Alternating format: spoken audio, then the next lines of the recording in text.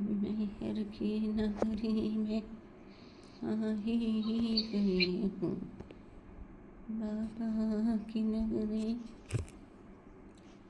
अब आवाज़ ठीक है?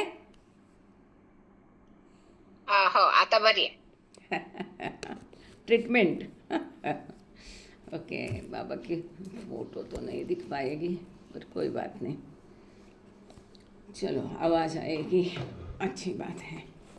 सो 11वीं श्रृंखला हम लोग पढ़ रहे हैं, जो कि 4 योगों के द्वारा संस्कारों का नाश किस प्रकार से होता है ये बताता है। और इसमें भक्ति योग चल रहा है।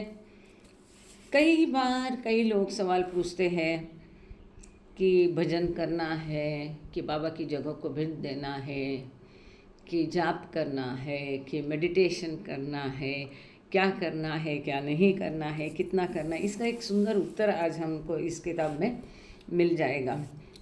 कल हमने ये देखा है कि बंदा कौन है, खुदा कौन है, अगेन, और स्वाभाविक बंदा कौन है, अस्वाभाविक बंदा कौन है, इसी के साथ में चेतना किस प्रकार से होती है, और फिर बंधनों में कौन बंधा है और बंधनों से कौन मुक्त है। ये सुंदर टॉपिक कल का था। और आज आगे इसमें पढ़ते हैं हम लोग। पेज नंबर 291 291 पर है। और जो लोग पहले हिंदी का पन्ना पढ़ना चाहते हैं, जो कि हर बार हम लोग एक पन्ना हिंदी का ट्रांसलेट करके भेजते हैं, तो वो मुझे माफ़ करे, क्योंकि 2-3 पन्ने अभी डाल नहीं पाए हैं यहाँ मेरा बात से। तो थोड़ा सब्र धीरज रखिए। नंदराम जी जुड़े हैं, और ध्यान से सुनिए, सब समझ में आ जाएगा अगर हिंदी का पन्ना आपके पास नहीं भी है तो भी। पेज नंबर 291 में वो पढ़ना शुरू करें, इन समरी से लेकर के स्टेट तक। जय बाबा। जय बाबा. Bhakti as a means of freedom from samskaras. In summary, then, if these slaves, these bandhas, that is, these human beings, are to become and to experience themselves as Paramatma, they must first become ridded of the falseness of thinking, void of samskaras, set free from the realizing of the universe.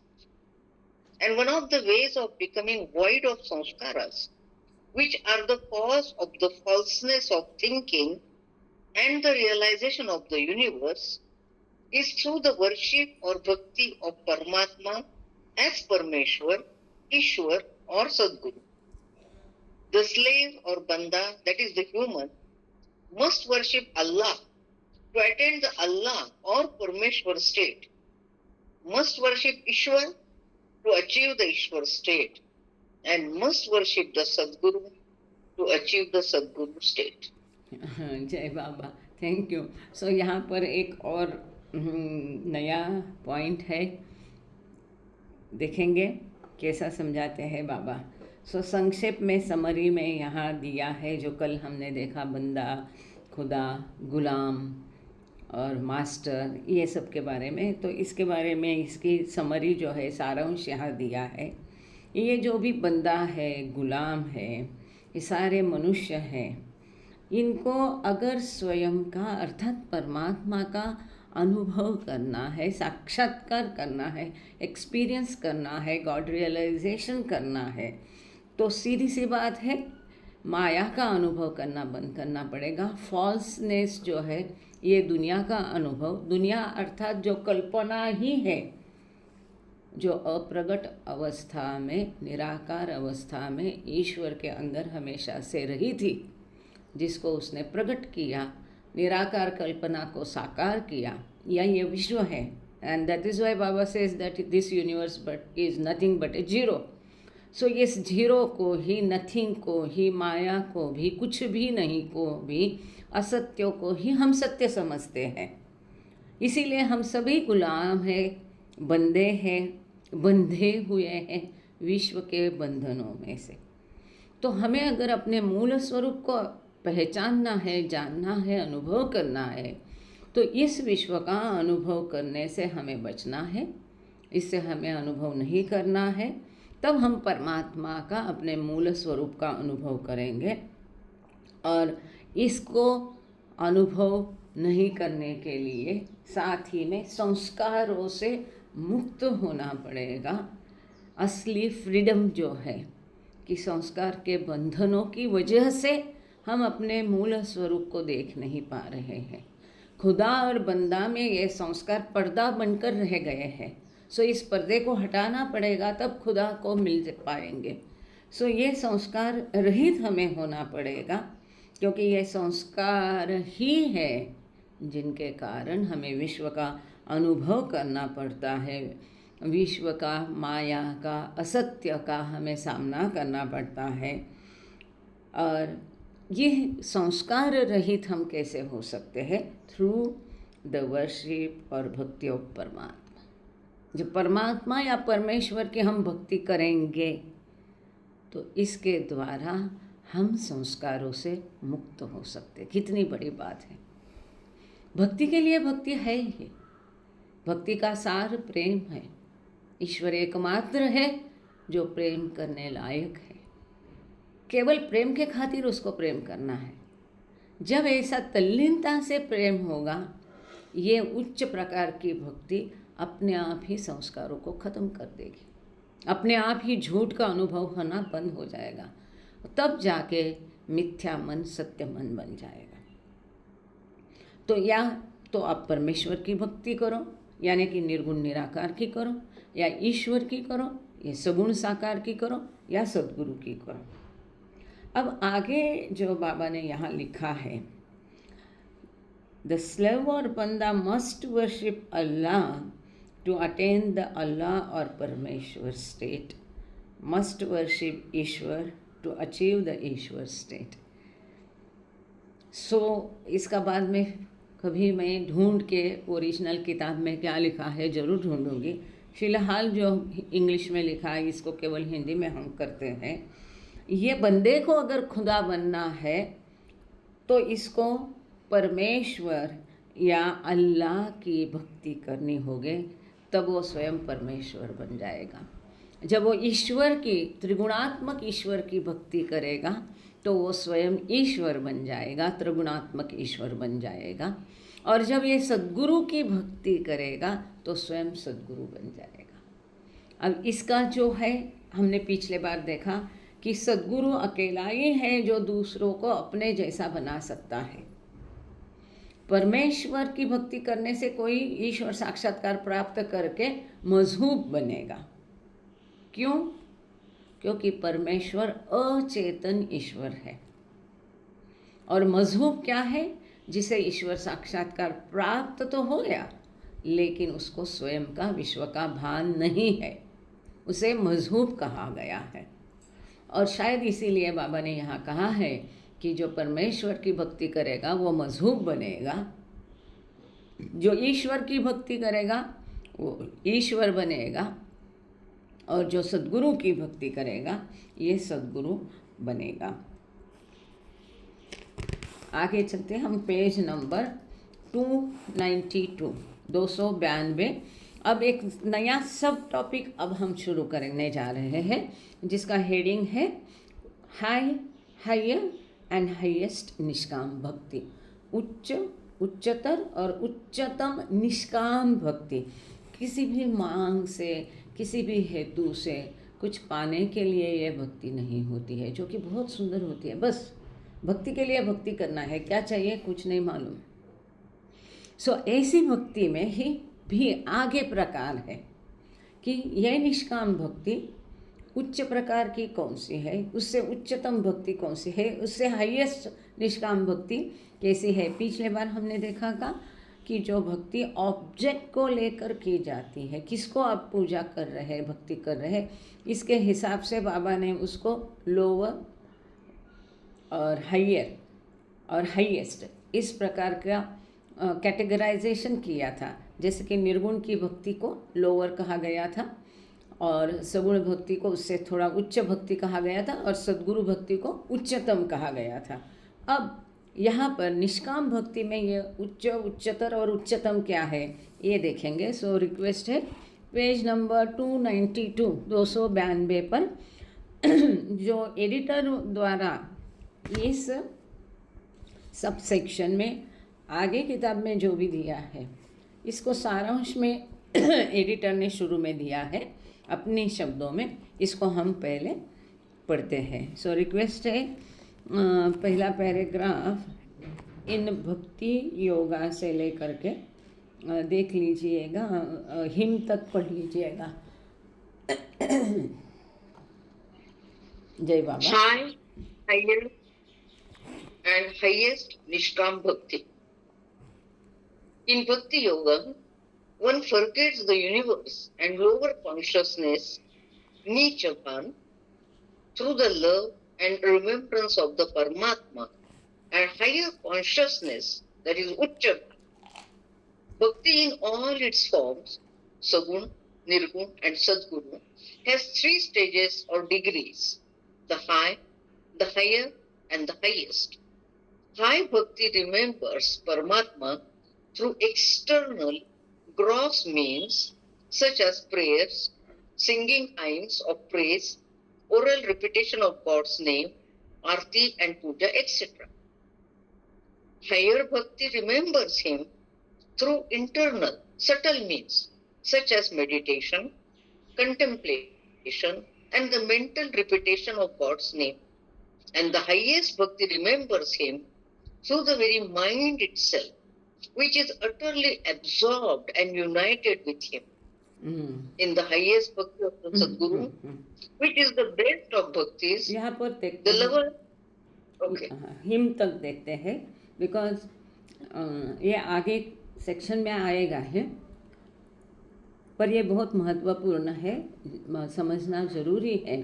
जो हमने शुरू में कहा कि आपके मन के कई सारे प्रश्नों के सवालों के यहाँ जवाब मिल जाएंगे कि मुझे क्या करना है। सो भक्ति योगा में कोई दुनिया को भूल जाता है, अपने स्वयं को भूल जाता है।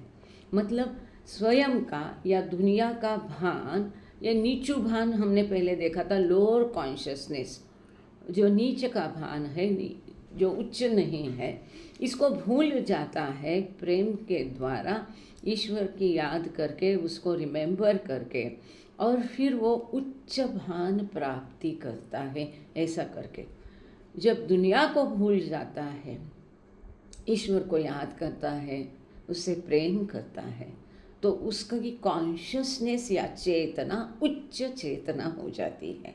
ये ठीक है, ये मंजूर है कि जब दुनिया को भूल जाकर ईश्वर से ही वो नाता जोड़ता है, तब उसकी चेतना उच्च चेतना होती है, नीच चेतना नहीं होती है।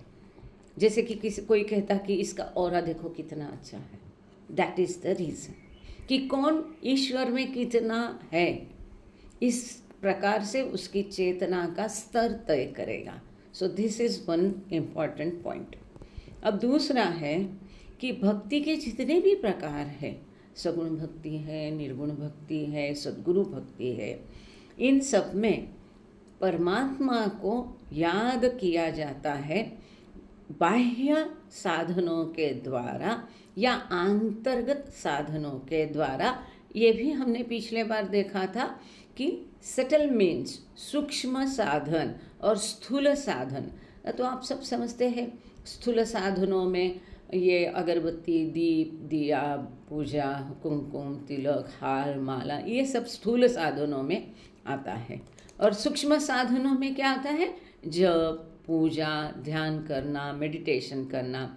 सो अब ये तीनों प्रकार की जो भक्ति है, सगुण, निर्गुण और सद्गुरु भक्ति, ये तीनों भी भक्ति में फिर आगे 3 प्रकार है। चाहे सगुण साकार ईश्वर की भक्ति करो, चाहे निर्गुण निराकार ईश्वर की भक्ति करो, चाहे सद्गुरु की भक्ति करो। इन सब में उच्च भक्ति, उच्चतर भक्ति और उच्चतम, हाई, हायर, हाईएस्ट, ये जो है ना सुपरलेटिव डिग्री, इस मात्रा में इस प्रकार से वो भक्ति के फिर से 3 प्रकार होते हैं। अब ये कैसा तय किया जाएगा?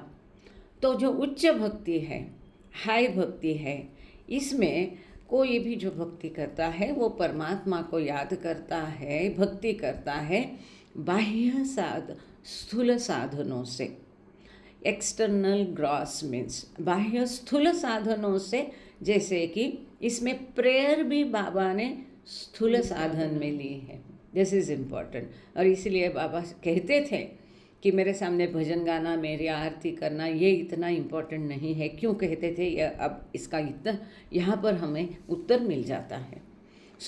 यहाँ बाबा कहते हैं कि बाह्य साधन क्या क्या आता है, जैसे कि प्रार्थना करना, भजन गाना, उसके ईश्वर के स्तुति के गीत गाना, और यहाँ तक कि जाप जो से कहते हैं ना, नाम रिपीटेशन ऑफ गॉड्स नेम, जाप भी एक्सटर्नल या स्थूल साधनों में दिया है। आरती करना, पूजा करना, एक्सेट्रा एक्सेट्रा। अब इनको स्थूल साधन इसलिए कहा गया है क्योंकि यहाँ इंटरनलाइजिंग होता नहीं है। वो भजन गाने वाला मेरा भजन सुर कैसा लगाऊं, चाल कैसी लगाऊं, पंक्ति का याद करना, इसी में वो घुल मिल जाता है। वहाँ जिह्वा का, शरीर के इंद्रिय का, जो शरीर है स्थूल शरीर के स्थूल इंद्रियों का उपयोग किया जाता है भजन गाने में, आरती करने में, जाप करने में भी स्थूल साधनों का। इसीलिए ये सभी प्रकार की भक्ति बाबा ने अपने स्कूल के जो बच्चे थे, प्रेमाश्रम और मेहराश्रम के बच्चों को सिखाई है। ये आप लोगों को अभी याद आ रहा होगा, समझ में आ रहा होगा। तब तो हमको इतना समझ नहीं आ रहा था, बाबा कह रहे तो इसका कोई कारण होगा, इतना ही हम एज्यूम किए। जब हम द बॉयज़ किताब पढ़े, क्रिएशन एंड कॉजेस पढ़े, तो आप लोगों को याद होगा कि बाबा ने आज्ञा दी एक पीरियड के लिए कि आप जोर से नाम बाबा का ले लो। एक समय में बाबा ने आज्ञा दी कि मरमर, मतलब केवल आप सुन सको, बाबा इतना ही करना। और एक समय बाबा ने आज्ञा दी मन ही मन करना, कि जहाँ केवल मन ही मन, इंटरनली हम बाबा का जाप करते हैं। इस प्रकार के बाबा ने कभी उनको बोला कि बाबा की मूर्ति को याद करने की कोशिश करना, कभी बाबा ने कहा कि बाबा की फ़ोटो को टकटकी लगा के ध्यान करना। इस प्रकार से भिन्न प्रकार की, और वो चढ़ती श्रेणी में यह आज्ञाएँ थी। और फाइनली बाबा ने उनको इंटरनलाइजिंग कहा, वो आएंगे हम उस मुद्दे पर। इसको एक्सटर्नल मीन्स या स्थूल साधन इसलिए कहा गया है कि स्थूल शरीर का उसमें उपयोग होता है, ऐसा मुझे लगता है। इससे उच्च प्रकार की भक्ति, हायर उच्चतर भक्ति, जहाँ परमात्मा को याद किया जाता है सूक्ष्म साधनों के द्वारा, सटल मीन्स, जैसे कि ध्यान धारणा है, कंटेम्पलेशन मतलब चिंतन मनन, मतलब कैसा कि जैसे हमने पिछले बार उदाहरण देखा कि हमने एक बार बाबा की कहानी सुन ली, जो मेहरा ने बताई कि बाबा मुख कैसे धोते थे।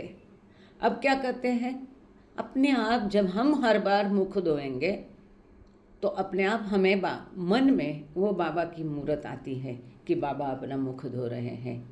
या मन ही मन चिंतन करना, मनन करना, विजुअलाइज करना, जैसे कि हमने वो कहानी देखी थी, आपको याद होगा कि वहाँ पर वो ऑफिसर रोज़, जिसको मानस पूजा या मानस भक्ति कहते हैं, कि जा कर के अपने ऑफिस में आधा पौना घंटा ध्यान लगा के बैठता था। और फिर उसके बॉस को डाउट आया कि ये क्या करता है, और देखने गया तो वहाँ पर वो मन ही मन रोज़ उसके आराध्य की पूजा करता था, यहाँ तक कि उसको प्रसाद खिलाना, ये सब वहाँ साधन नहीं होते थे।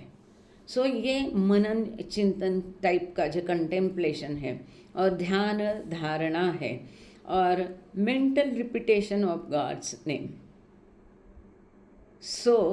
अब जब हम ये भी सूक्ष्म साधनों में आता है, सटल मीन्स में आता है, और ये भी उच्चतर भक्ति में माना जाएगा। This is the important point. अब मज़े की बात देखो, पहले हमने क्या देखा था, repetition of God's name is also a स्थूल माध्यम। वो कब, मेहर बाबा जोर जोर से बोल रहे हैं, और जब जो मन ही मन हम बोलते हैं, है कि नहीं, जैसे नागपुर वाले क्या बोलते हैं, ओम पर ब्रह्म क्या अवतार मेहर बाबा की जय, ऐसा पूरा बोलते हैं। अब कोई केवल बाबा बाबा बोलता है, मन ही मन बोलता है, मेरे जैसे आलसी होते हैं, उनको ज़ोर से बोलने की आलस आती है, जमता नहीं, अच्छा लगता है मन ही मन बोलना। सो ये मन ही मन जो बोलते हैं, mental repetition of God's name, जाप जो हम करते हैं, मन ही मन जाप करते हैं, this is very very important, क्योंकि ये उच्चतर भक्ति में माना गया है। भजन गाना, ये सब गाना, इससे ये महत्वपूर्ण है। अब सामने वाले आप लोग सब लोग जुड़े थे, है ना, हमेशा ही जुड़ते हैं, हम पढ़ते हैं, आप सुनते हैं, बस आँख बंद करो, बाबा की मूर्त अपने मन के सामने लाओ या नहीं लाओ, या आपको आँख खुली रख के करना है तो आँख खुली करके जरूर, आपको जैसा अच्छा लगता है, और मन ही मन बाबा का नाम लेते रहो।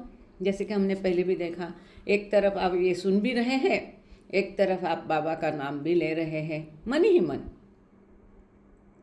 जैसे कि कोई भजन गा रहा है, तब हम चुपचाप है, तो भजन तो हम सुन ही रहे, पर भजन सुनते समय मन ही मन बाबा का नाम चलते देना है, रिपीटेडली, कंटिन्यूस। तब जाके हमको आदत होगी कि हर काम के साथ बाबा का नाम बैकग्राउंड में चलता रहना चाहिए, तब जाके ये हर सांस के साथ नाम घुल जाए। जैसे हमने पिछले बार इसका उदाहरण दिया था, सादृश्य, कि जब ड्राइंग सिखाते हैं ड्राइंग के गुरुजी या टीचर, तो अच्छा पेंटिंग करने के लिए वो पहले क्या करते हैं, एक लाइट क्रीम कलर का पहले बैकग्राउंड कराते हैं पूरा, और फिर उसके ऊपर पिक्चर करते हैं तो उसका कलर उभर आता है। ऐसे हमारे जीवन में बैकग्राउंड होना है बाबा के नाम का, बट कैसा होना है, मेंटल बैकग्राउंड, सदा चलते रहना है, मेहर बाबा। एक तरफ आप गाना सुनो, आनंद ले लो, और इधर चलते रहने दो, मेहर बाबा, मज़ा आएगा। When you do this, believe me, आपका मन स्थिर हो जाएगा, आपका मन शांत हो जाएगा, सारा एक्साइटेशन कम हो जाएगा, चिड़चिड़ कम हो जाएगी, प्रेम, और अरे एक दिन में या एक घंटे में इतना कुछ हो सकता है, तो हम जीवन भर अगर इस प्रैक्टिस को करते हैं, इसका अभ्यास करते हैं, प्रैक्टिस करते हैं, तो क्या आनंद ही आनंद आएगा, अपने आप बदलाव आएगा। वो बदलाव के लिए हमको करना नहीं है, बहुत अच्छा लगेगा, सारी चिंताएं अपने आप, दुनिया के विचार मन से भाग जाएंगे, चिंताएं मन से भाग जाएगी, जो जो बाबा चाहते हैं अपने आप व्यवहार वैसा होने लगेगा। बस ये अंदर उसको, जैसा वो आचार एकदम ये होता है, क्या बोलते हैं हम उसको, राइप होता है, मूर नहीं बोलते हो, जैसा आचार एकदम पक जाता है, क्या बोलते हैं उसको, तो उस प्रकार से वो नाम हमारे अंदर घुल मिल जाना चाहिए। बस मेहर बाबा चलते दो, अंदर इसको ले लो तो बाहर सारी दुनिया भूल जाओ। सो ये इंटरनल जाप जो है, जो आवाज़ बाहर आती नहीं, ये भी सूक्ष्म साधन है। ये भक्ति उच्चतर प्रकार की भक्ति मानी गई है। अब इसके आगे चलते हैं, हाईएस्ट भक्ति, उच्चतम भक्ति। इसके ऊपर क्या है कि ईश्वर को मन से याद करना है, मन से प्रेम करना है। हम दुनिया में है, पर हम दुनिया के होते नहीं, हमको कोई मज़ा नहीं आता है दुनिया में। हमारा ध्यान, हम अहमदनगर में गए तो भी हमारा खिंचाव रहता है, कब मैं मेहराबाद जाऊँ। हम दुनिया में गए पर हमारा ध्यान रहता है मेहर बाबा के पास, बाबा के चरणों पर, बाबा पर ध्यान रहता है। सो ये जिसको आपको याद होगा, हमने द बॉयज़ में पढ़ा था, एस्पेंदायर वेस्ली ने कहा था कि बाबा ने हमको इंटरनलाइजिंग कैसा सिखाया, अपने अंदर देखना, अपने अंदर क्या है, परमात्मा। सो मन से कोई क्या है वो, झांझ नहीं, तबला नहीं, पेटी नहीं, फूल नहीं, पूजा नहीं, कुछ भी नहीं, मन ही मन। जैसे पहले हमने देखा मानस भक्ति का उदाहरण, मन ही मन उसको हम याद करना है, पूरे दिल से याद करना है और पूरे उसके ध्यान में घुल मिल जाना है, दंग रहना है, तल्लीन होना है, पर माइंड से, मन से, मुख से कुछ करके ऐसा नहीं, ईश्वर को ही याद करना है। और यहाँ मन से, यहाँ साधन मन है, माइंड, तो अपने आप मन उसमें जब तल्लीन रहेगा ईश्वर में, जैसे हमने उस दिन देखा था सादृश्य गोरा कुंभार कि नीचे वो मिट्टी में अपने बच्चे को भी तोड़ रहा है तो भी उसको भान नहीं था, क्योंकि उसका मन ऑलरेडी विठोबा के पास तल्लीन था, दंग था, अटरली एब्सॉर्ब, इतना कि बस वो उसका हो जाता है, उसी में एक हो जाता है, घुल मिल जाता है। जैसे दूध में शक्कर मिल जाती है, ऐसे हमारे मन में केवल ईश्वर, उसकी बातें, उसका ही सब कुछ है और सारी दुनिया दीनी कचरा वो मन से बाहर हटा देना है। वो भक्ति उच्चतम भक्ति है, जहाँ कुमकुम तिलक दिया जोत हार माला कुछ भी नहीं। और इसीलिए बाबा कहते थे कि मुझे माला चढ़ाना महत्वपूर्ण नहीं है, कभी बाबा ने आग्रह नहीं किया। सो ये उच्चतम भक्ति हो गई। अब यहाँ आगे पढ़ते हैं, इन द हाईएस्ट भक्ति।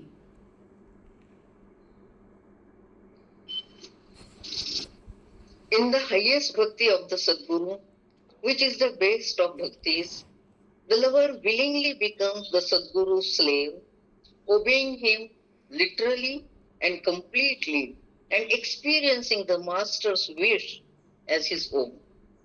But in all its modalities, bhakti in its essence means love. The remembrance of Paramatma in Bhakti Yoga can be done through praising him or through taking his name, Namasmaran. Praising agitates the mind, whereas name repetition, the higher of the two paths, steadies it. If praise agitates the mind, then the name repetition, the higher of the two paths, steadies it. Ultimately, यहाँ रुक जाते। This is the crux of all this, very very important point. So यहाँ रुक के फिर हम ultimately को पढ़ेंगे। सो उच्चतर और उच्चतम में जैसे कि देखा कि उच्चतम भक्ति में सद्गुरु की भक्ति भी आती है, क्योंकि सद्गुरु में निर्गुण परमेश्वर और सगुण परमेश्वर के दोनों भी गुण हैं, जो कि उच्चतम भक्ति मानी जाती है। आपकी भक्ति के द्वारा आपको दुनिया दौलत माल खजाना चाहिए वो भी मिल जाएगा, आध्यात्मिक कुछ चाहिए वो भी मिल जाएगा, और ईश्वर साक्षात्कार मिल जाए चाहिए वो भी मिल जाएगा। आपको सद्गुरु बनना है, सद्गुरु भी वो आपको बना देगा। यहाँ पर सद्गुरु की भक्ति करने वाला, सद्गुरु का जो प्रेमी है, वो प्रेम से अपने गुरु का दास बन जाता है। ये दास्यत्व वो गुलामगिरी वाला नहीं है, इसीलिए गुलामगिरी तिल प्रभुत्व, the mastery in slavery, not servitude, we are not talking about slave. अपने गुरु का दास प्रेम से राजी खुशी बनना है। ऐसा जब वो दास्यत्व अपने गुरु का एक्सेप्ट करता है। किसी का तो भी माइक ऑन है, कृपा करके बंद कर दीजिए। ऐसा दास्यत्व जब प्रेम से अपने सद्गुरु का वो स्वीकृत करेगा, तब अपने आप राजी खुशी उसकी आज्ञा पालन होगी। शब्दशः 100%। दिख नहीं रहा, दिख तो नहीं रहा। हेलो, हाँ, किसी और देखती ना मैं किसका है। रमेश पळसकर, जय बाबा। पुसद सेंटर। हाँ, जय बाबा ताई। प्लीज आपका माईक बंद करेंगे? तुम्हाला काही विचारायचं आहे का पळसकर साहेब? नाही काही। हां, तुमचा माईक ओपन आहे बघा. जय बाबा बंद कराल? जय बाबा. So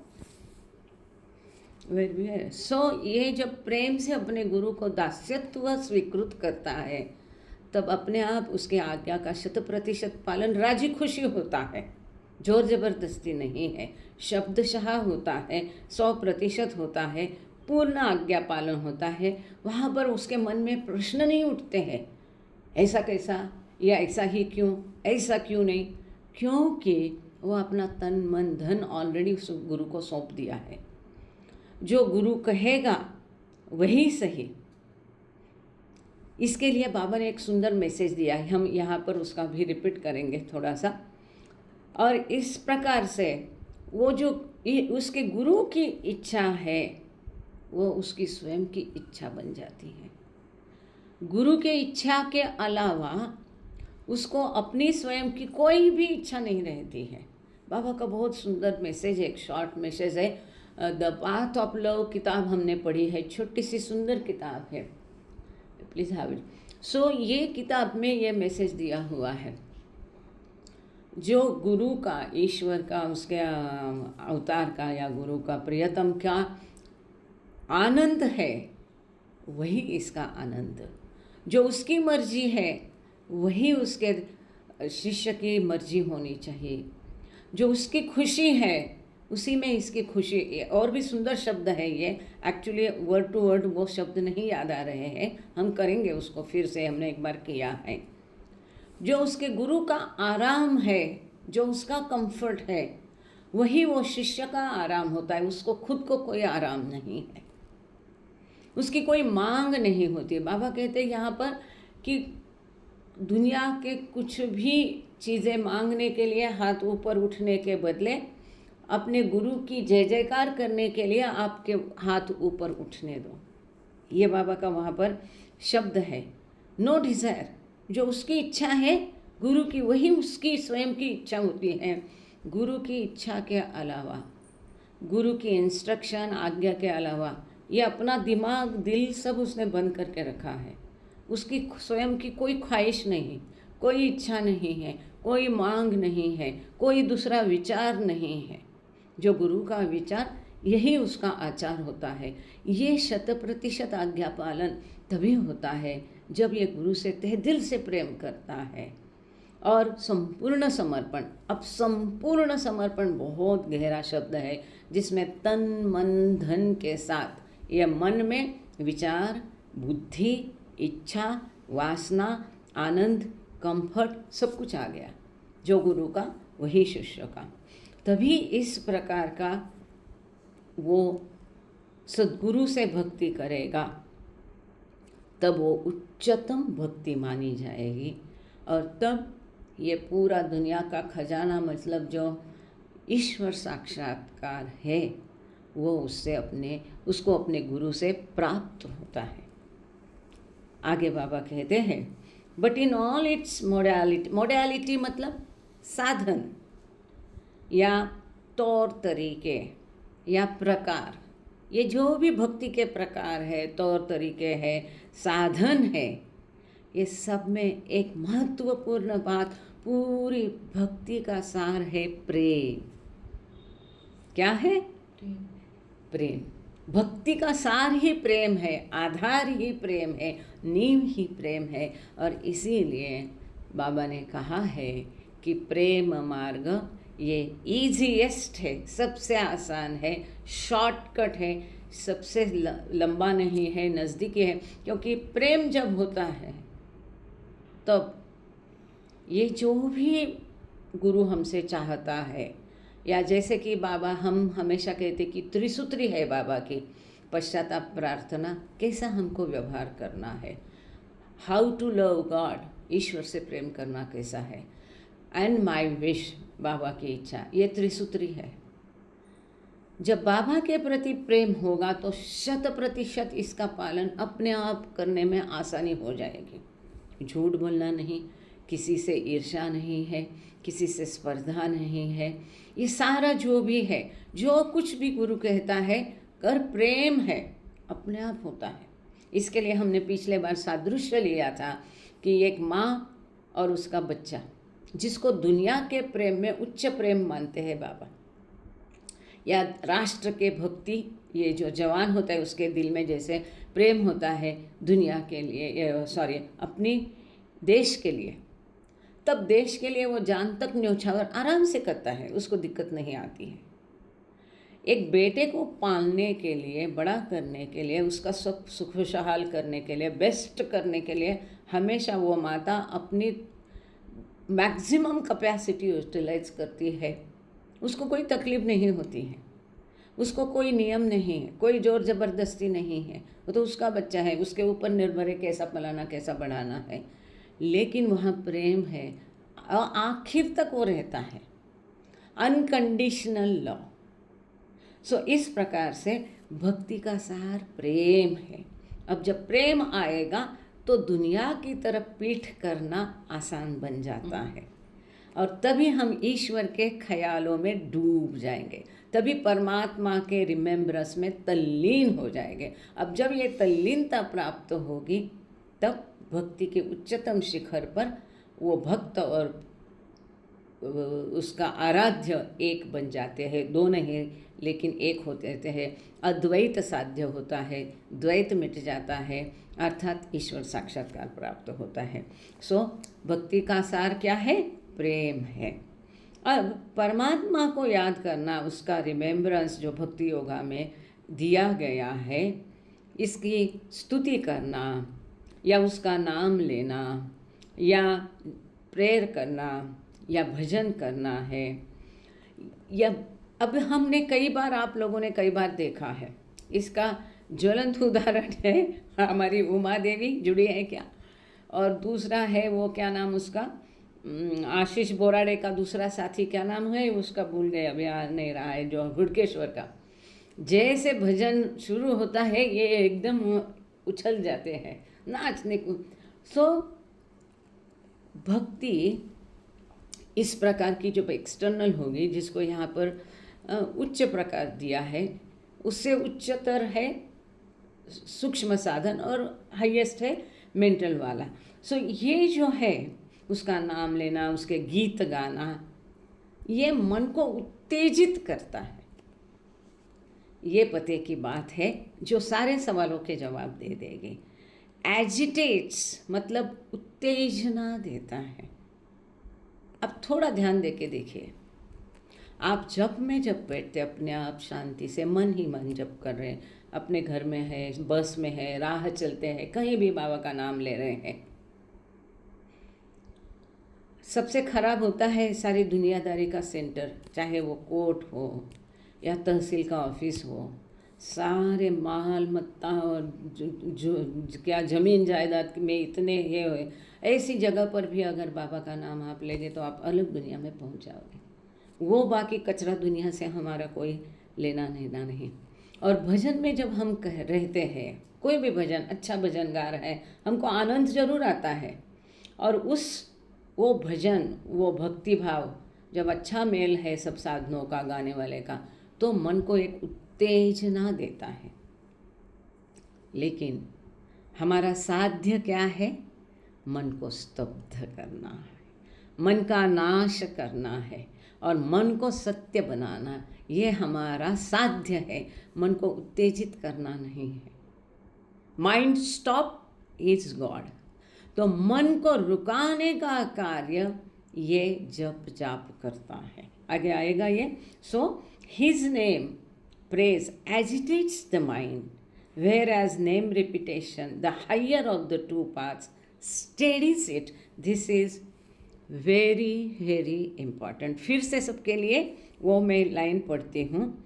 taking name of Parameshwar, praise, bhajan geet, agitate उत्तेजना the mind, where as the name repetition the higher of the two paths studies it. तो जो उच्चतर और उच्चतम भक्ति हम देख रहे हैं, तो जो उच्च प्रकार मतलब जो उसमें नीचे है वो कौन सा है? भजन गीत प्रेयर वगैरह। यह मन को उत्तेजना देता है, परंतु जो सूक्ष्म साधनों द्वारा किया जाता है उसमें भी इन्होंने ध्यान नहीं दिया। यहाँ पर केवल नाम जप, जो इंटरनली किया जाता है, ये मन को असीम शांति देता है, मन को स्तब्ध करता है, मन को रुकाता है, मन को उछल कूद करने से रोकता है। कई लोग पूछते हैं, अभी परसों यहाँ एक ने पूछा, क्या करूँ, मेरे मन में बहुत विचार आते हैं, रुकते ही नहीं, शांत तो होते ही नहीं, कितना कुछ करते हैं, मन में विचार आते हैं। So this is the master की, दिस इज़ द रेमेडी कि इंटरनलाइजिंग, मन ही मन जाप करना। इस प्रकार से जब करेंगे मेंटल ध्यान, तो ये सारे मन के विचारों को रुका देगा, ख़त्म कर देगा, मन को स्तब्ध करेगा, मन को शांत करेगा। अब इसके हमने देखा उच्चतर भक्ति, अब देखेंगे highest. So kindly read, ultimately से लेके लास्ट तक पढ़ लीजिए। जय बाबा। Ultimately, the highest bhakti of Ishwar can transport one of the fifth plane, one to the fifth plane. Ultimately, the highest bhakti of Ishwar can transport one to the fifth plane, whereas the highest bhakti of Parmeshwar can culminate in Fanafila or Mazubiyat. Through the highest bhakti of the Sadguru, however, one can become a Sadguru.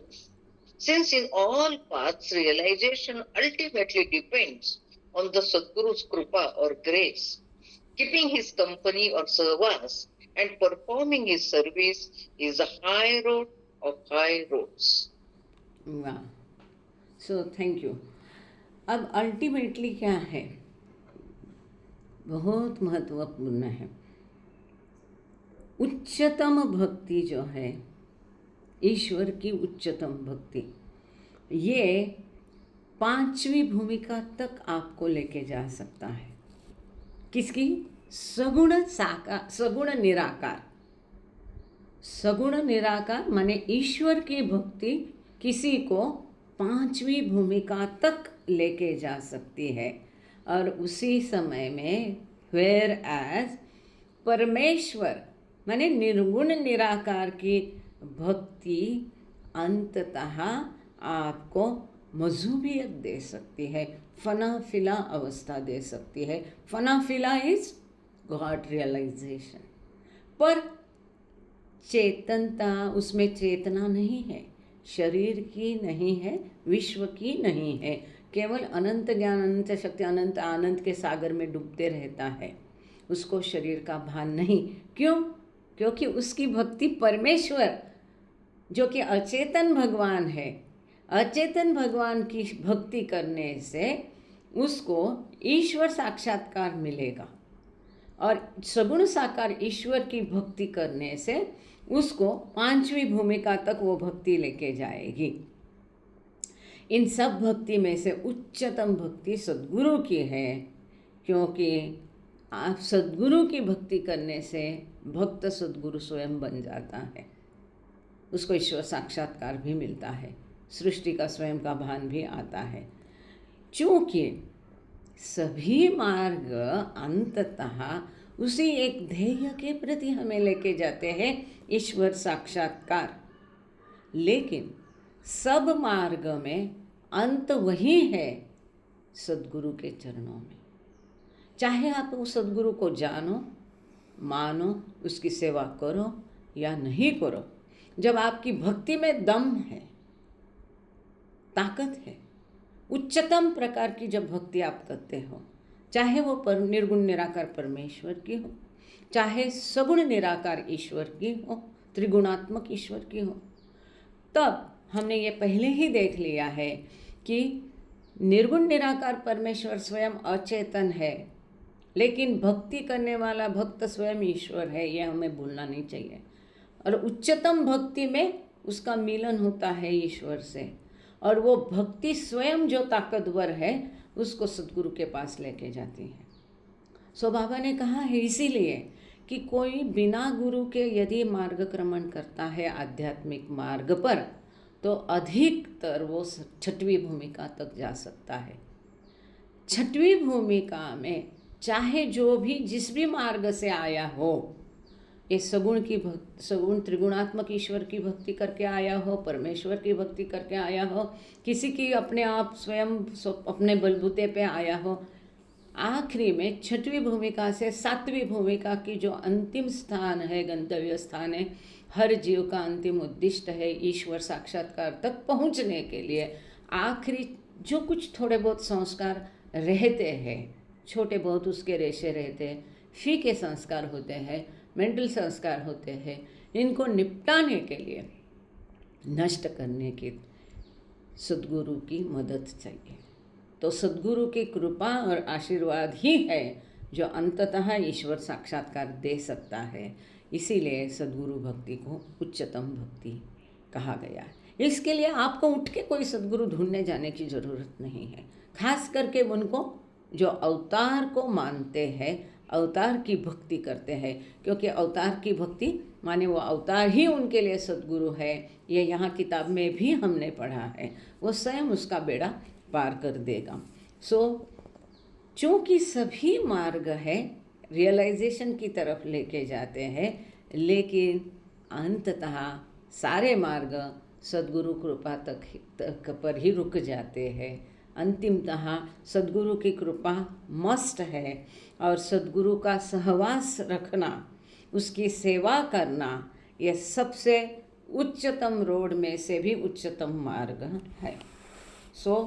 मुख्य यहाँ क्या देखा कि ईश्वर की स्तुति करना, भजन करना मन को उत्तेजना देता है, परंतु उसका ध्यान करना, उसका मनन करना, चिंतन करना, ये मन को स्तब्धता देता है। आगे हम चलते हैं। मूल ये सब सारा एडिटर का था जिसका हमने एलेबोरेट कर दिया है, लेकिन अब मूल किताब का वर्ड टू वर्ड हम पढ़ेंगे। पेज नंबर 293, 293 नंबर का पेज है। आप पढ़ना शुरू करेंगे। एज हैज़ लेके सदगुरु का मास्टर तक पढ़ लीजिए। जय बाबा। The three objects of bhakti, as has been described in detail in the preceding discussion, bhakti or devotion, which is one of the means by which the slave or banda can wipe off his samskaras and win freedom from bondage, can be subdivided into three types on basis of the object of devotion. Parmeshwar, in the bhakti of impersonal God. Ishwar, in the bhakti of personal God. And Sadguru, in the bhakti of the pratyaksha or physically present living master. Thank you. वापस एक बार वही जो हमने पहले भी देखा है, यहाँ मुख्य मुद्दा क्या है? Freedom from bondage of sanskaras. संस्कारों के बंधनों से मुक्ति हमको भक्ति देगी। अब जो कि पहले भी इसको चर्चा की है, भक्ति का माध्यम, भक्ति का ऑब्जेक्ट, भक्ति का उद्देश्य, किसकी भक्ति हम कर रहे हैं, इसके आधार पर भक्ति के 3 प्रकार किए गए हैं। भक्ति कोई भी करो, लेकिन उससे संस्कार निपटाना, संस्कारों के बंधनों से हम मुक्ति पाते हैं, इतना तो पक्का ही है। अब ऐसी भक्ति को 3 मुख्य प्रकार में विभाजित किया जा सकता है on the basis of the object. किसकी भक्ति कर रहे हैं, इसके आधार पर भक्ति के मुख्य 3 प्रकार हैं। पहली भक्ति है परमेश्वर, इम्पर्सनल गॉड, बिकॉज ये निराकार है, निर्गुण निराकार ईश्वर है। दूसरी भक्ति ईश्वर की भक्ति, जो सगुण है परंतु निराकार है, त्रिगुणात्मक है। यहाँ इन्फिनिट इंटेलिजेंस अर्थात ईश्वर का डेसिग्नेशन चेंज होकर क्या होता है? अनंत मन होता है। इसलिए इसको पर्सनल गॉड कहा है, जैसे कि ब्रह्मा विष्णु महेश त्रिगुणात्मक ईश्वर कहा गया है। वो जो निर्मिति वाला ईश्वर है, इसकी भक्ति ये व्यक्तिगत या पर्सनल भक्ति या ईश्वर की भक्ति या त्रिगुणात्मक ईश्वर की भक्ति। और तीसरा प्रकार है सद्गुरु की भक्ति। ये भक्ति ऐसी है जो मैन टू गॉड बना है, जो प्रत्यक्ष निर्गुण निराकार सगुण साकार के दोनों एट्रीब्यूट्स इसमें है। ये प्रत्यक्ष ईश्वर स्वयं है और भौतिक रूप में धरा पर उपस्थित है, लिविंग मास्टर है और प्रेजेंट में है, इसकी भक्ति ये उच्चतम भक्ति मानी गई है। सो आगे चलते हैं। नाउ लेटेस्ट, अच्छा एक दो सेंटेंस बोल के फिर पढ़ना। Now let us return again to the beginning of this topic and try to understand what bhakti is and how by means of bhakti the Paramatma state can be arrived at। कि बाबा कहते हमने पहले चर्चा कर ली है, निर्गुण निराकार, सगुण निराकार, प्रत्यक्ष ईश्वर, उच्चतम भक्ति, उसके साधन वो कैसे की जाती है, निष्काम सकाम, ये सब हमने देखा। अब उसी टॉपिक पर वापस आके हुए फिर से एक बार बाबा कहते हम इसको समझ लेंगे कि भक्ति कैसे की जाती है, साधन कौन से उपयोग में लाते हैं और कौन सी भक्ति से ईश्वर की प्राप्ति होती है, या परमात्मा स्टेट यहाँ पर बाबा ने कहा। इसको कृपा करके मिसअंडरस्टैंड कृपा करके कोई भी नहीं कहे। परमात्मा कहाँ है, परमेश्वर नहीं। इस किताब में परमेश्वर जब बाबा कहते हैं उसका अर्थ होता है बियॉन्ड गॉड स्टेट। अब जब परमात्मा स्टेट बाबा कह रहे हैं मतलब ईश्वर साक्षात्कार की स्थिति, ईश्वर की प्राप्ति बाबा कभी नहीं कहते। क्यों? क्योंकि हर जीव स्वयं ईश्वर है। तो आप स्वयं ऑलरेडी ईश्वर है, बाहर से कहीं ईश्वरत्व किसी जीव को प्राप्त करना नहीं है। केवल इस ईश्वरत्व पर जो धूल जमी है संस्कारों की, उसको हटाना है। ये ईश्वरत्व जो माया में डूबा है उसमें से उसको बाहर निकाल के उसको स्वयं को आईना दिखा के अपना मूल स्वरूप उसको दिखाना है। सो परमात्मा स्टेट मतलब ईश्वर साक्षात्कार कैसे प्राप्त, ये अगर शब्द ध्यान से सुनना, समझ लेना। एक एक में एक एक शब्द है, वो मास्टर की है। इसको समझ लेंगे तो आगे समझने में कोई दिक्कत नहीं होगी, कोई कन्फ्यूजन होगा नहीं, कोई विभ्रम संभ्रम होगा नहीं। परमात्मा स्टेट मतलब ईश्वर साक्षात्कार, ध्यान रखना, अंडरलाइन करना। तो ईश्वर साक्षात्कार कैसे प्राप्त किया जा सकता है भक्ति के द्वारा, ये अब हम देखेंगे। तो रिक्वेस्ट है यहाँ पढ़िए, द परमात्मा स्टेट से लेके यूनिवर्स तक। जय बाबा। जय बाबा। Paramatma state means unconsciousness. The Paramatma state implies unconsciousness of the experience of the universe. It implies forgetfulness of the subtle and gross bodies and consequently of the universe, because the realization of the universe takes place through the bodies. For when the senses or indriyas of the subtle and gross bodies do not take the experience or upabhog of the objects or vishayas of the subtle and gross universe, then the mind does not realize the universe. Beautiful. अब मज़ा है बहुत। देखिए क्या कहते हैं बाबा यहाँ, जो हमने परमात्मा स्टेट पहले सेंटेंस में बाबा ने कहा, बाय मीन्स ऑफ भक्ति द परमात्मा state can be arrived at. भक्ति के माध्यम से परमात्मा अवस्था प्राप्त होती है। ऐसा कहने के बाद अब बाबा आगे कह रहे हैं कि परमात्मा स्टेट क्या है, परमात्मा स्टेट में क्या सम्मिलित है, व्हाट इट इम्प्लाइज।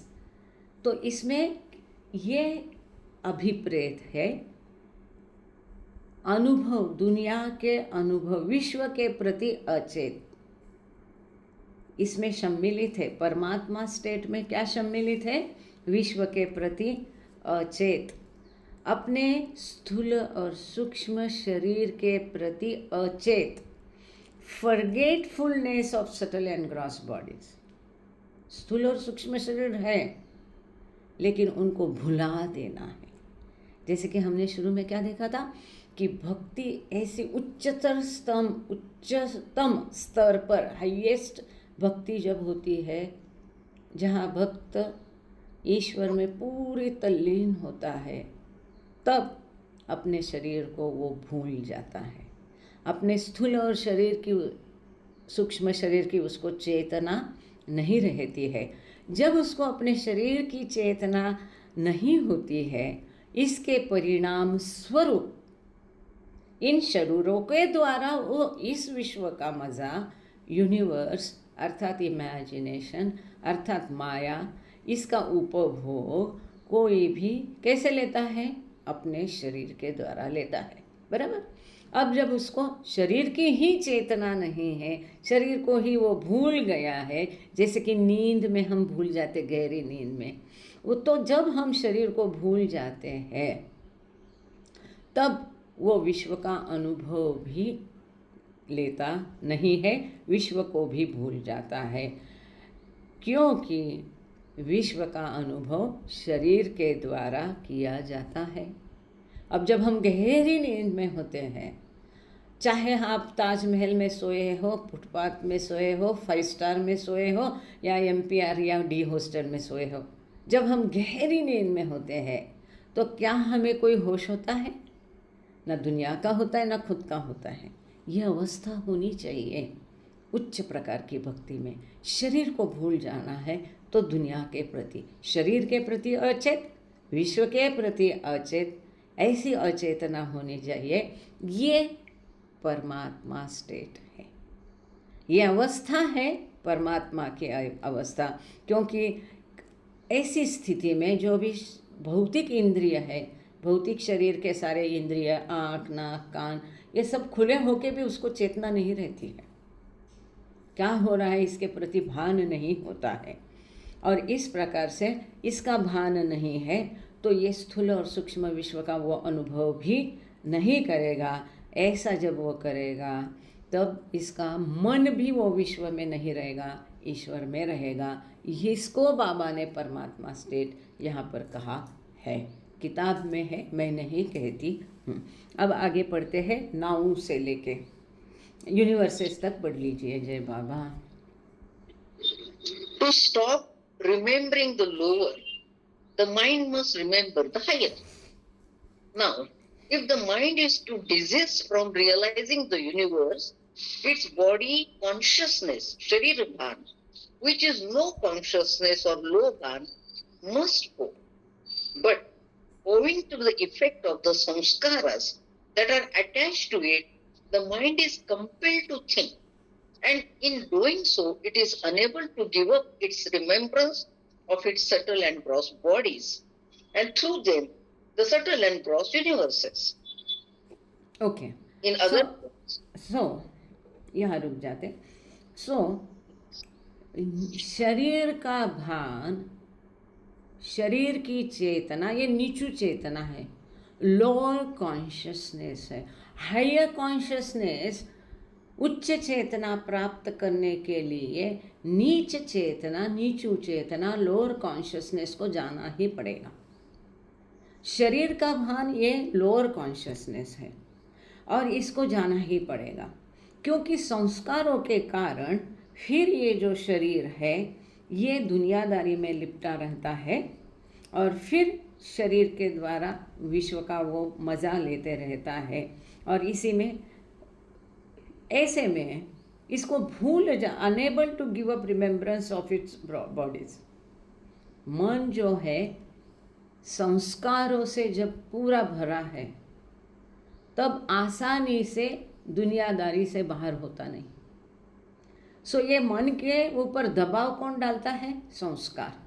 वो मन को प्रेरित करते हैं ईश्वर की तरफ पीठ करने के लिए और दुनिया की तरफ मुख करने के लिए।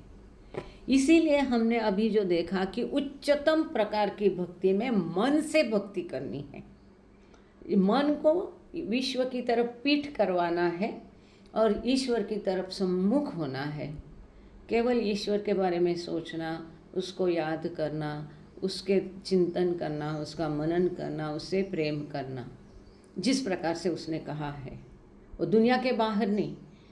इसीलिए बाबा कहते be in the word but don't be of the word. दुनिया में रहियो लेकिन दुनिया के ना रहियो, किसी से लिप्त नहीं रहना। यही मुश्किल होता है। दुनिया से भाग के हिमालय में जाके तो आराम से ईश्वर से तल्लीनता पाई जाती, बड़ा मज़ा आएगा। जब तक एमपीआर में रहते हैं खाते पीते हैं, मतलब बना बनाया, ना कपड़ा धोना, ना बर्तन करना, ना खाना बनाना, ना मार्केट जाना, ना कोई झमेला, ना टैक्स, ना डैम, ना मेंटेनेंस, ना साफ सफाई, कुछ भी नहीं करते। और सवेरे शाम दिन भर तो मज़ा आता है बाबा के ध्यान में, पर घर जाके ये सारे काम करके उतनी ही तल्लीनता और वही बाबा का प्रेजेंस अगर घर में हम महसूस करेंगे, हमारे घर को, हमारे शहर को, हमारी गली को हम बाबा के प्रत्यक्ष वास्तव्य का अनुभव करना चाहिए। ये उम्मीद है, ये उच्चतम प्रकार की भक्ति है। सो ये संस्कार जो है मानते नहीं, मन को अपनी मनमानी करने देते हैं और ये विश्व में तल्लीन करता रहता है और इस प्रकार से विश्व का अनुभव करते हैं। इसी बात को अब सादे शब्दों में देखते हैं। So please read. क्या बात है, कुछ आवाज़ कुछ लोगों को आ नहीं रही है तो बता देना, समझ में नहीं आ रहा है तो जैसे कल बताया हमने, ऐसा एक है, ऐसा है, ये जब भी आएगा तो मैं वहाँ वापस रिपीट जरूर करूँगी। सो इन अदर वर्ड से लेके पूरा पैरा कर लीजिए हिम तक। जय बाबा please. In other words, the mind cannot give up its preoccupation with realizing the universe unless it has something else to remember. If the mind is to be made to give up thinking about the realizing the universe, if it is to forget the universe and the body, it must be directed to the remembrance, thinking, and binding of something that is beyond the universe, of something not bound by the universe. That is, it must be made to to enter higher consciousness, Uchchata. Now only Paramatma, in his aspects of Parameshwar, Ishwar, and Sadguru, is beyond the universe and not bound by it. And so the mind has to be directed to him. Wonderful, beautiful. So बहुत सुंदर। सो इसमें कोई शक नहीं, जब बाबा के शब्द रहेंगे ना तुरंत पता चलता है ये बाबा के वर्ड है। सो दूसरे शब्दों में बाबा कहते हैं ये मन जो लिप्त है, तल्लीन है विश्व में, इसको उसको मन को कुछ तो चाहिए, खाद्य चाहिए। तो मन को ये खाद्य के बदले दूसरा कुछ विचार दे दो, समथिंग एल्स टू रिमेंबर। ये मन, हमने क्या कहा, इसको बंदर कूदी करता है, ये उछल कूदता है। या मन की मनमानी अगर रुकानी है, मन की बंदर कूदी अगर रुकानी है, तो ये हमेशा मन किसी न किसी ख्याल में डूबा रहता है। प्री ऑक्यूपेशन उसको चलता ही रहता है, चलता ही रहता है, नॉन स्टॉप मशीन है। अब इस नॉन स्टॉप मशीन में से दुनिया के विचार निकालने हैं तो इस मशीन को दूसरा कुछ देना पड़ेगा याद करने के लिए। वो क्या होता है, इसको सोचना, केवल दुनिया के बारे में सोचना बंद करना है। दुनिया को उपभोग करने का जो इसके मन में ख्याली पुलाव है, मन जो नचाता है हमको ये करो वो करो, ये अगर रुकाना है, स्टॉप करना है, तो इसको विश्व को भूलना पड़ेगा, अपने शरीर को भूलना पड़ेगा और ये मन को डायरेक्ट करना पड़ेगा, इसका डायरेक्शन चेंज करना पड़ेगा, इसको ईश्वर के सम्मुख करना पड़ेगा। ईश्वर के बारे में याद रखना, ईश्वर को ही याद करना, उसके बारे में ही सोचना। और इस प्रकार से जो वैश्विक नहीं है, माया का नहीं है, इसके अलावा दूसरा कुछ सोचने पर उसको मजबूर करेंगे, तब विश्व के बारे में सोचना ये मन बंद करेगा। अब जो भौतिक नहीं है, देखो क्या लॉजिकल है, मतलब केवल मैं बोल रहा हूँ करके आप करो ऐसा बाबा नहीं कह रहे। मैं कहता हूँ ये लॉ है, ये नहीं, सबका कार्य कारण भाव जो कहते हैं, लॉजिकल एक्सप्लेनेशन जो है, तार्किक एकदम, इस प्रकार से बाबा ने दिया है एक्सप्लेनेशन कि क्यों परमेश्वर का ही ध्यान क्यों करना है। इसका कारण भी दे रहे, मैं परमेश्वर हूँ इसलिए मेरा ध्यान करो, ये नहीं कह रहे हो। परमेश्वर का ध्यान इसलिए करना है कि इस दुनिया का ध्यान उस मन से जाना चाहिए, हटना चाहिए।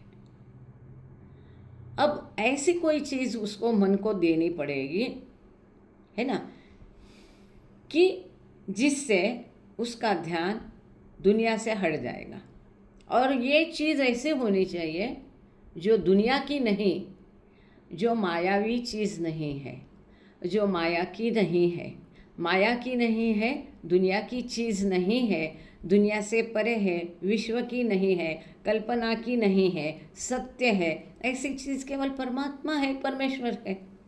सो इस मन को उस परमेश्वर का ध्यान करने को बोलना चाहिए, उसकी याद करने को देना चाहिए, और उसको जो नीच भान है शरीर का और विश्व का वो जाना चाहिए, उसका कॉन्शियसनेस जाना चाहिए। और उच्च भान मतलब परमेश्वर का भान, हायर कॉन्शियसनेस, तब उसमें आ जाएगा। कॉन्शियसनेस मनुष्य के रूप में पूरा है।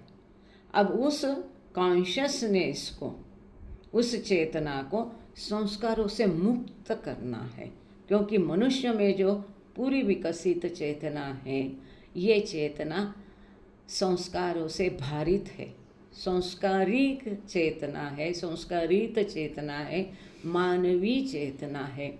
इसको उच्च दैवी चेतना करने के लिए इन संस्कारों से उसको मुक्त करना पड़ेगा, और इसीलिए परमेश्वर को ध्यान करना पड़ेगा, जो इस दुनिया का नहीं है, भौतिक विश्व का नहीं है, माया का नहीं है, यूनिवर्स का नहीं है, कल्पना का नहीं है, परंतु वास्तव में सत्य है।